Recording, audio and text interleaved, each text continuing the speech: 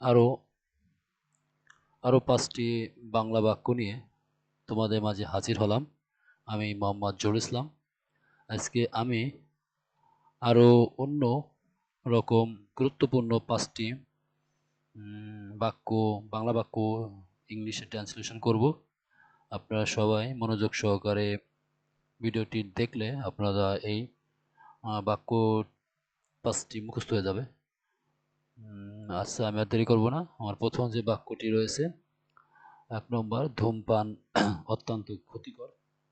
1 নম্বর, ধূমপান অত্যন্ত ক্ষতিকর। এর ইংরেজি ট্রান্সলেশন হবে স্মোকিং ইজ ভেরি হার্মফুল। ধূমপান অত্যন্ত ক্ষতিকর এর ইংরেজি হবে স্মোকিং ইজ ভেরি হার্মফুল। 2 নম্বর, এটি ব্যয়বহুলও বটে। এটি ব্যয়বহুলও বটে। It is expensive too. It is expensive too.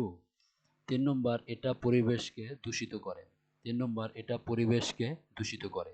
It pollutes the environment. It pollutes the environment. 4 number, যারা ধূমপান করে তারা বেশি দিন বাঁচে না। 4 নম্বর, যারা ধূমপান করে তারা বেশি দিন বাঁচে না। Those who smoke cannot live long. Those who smoke cannot live long.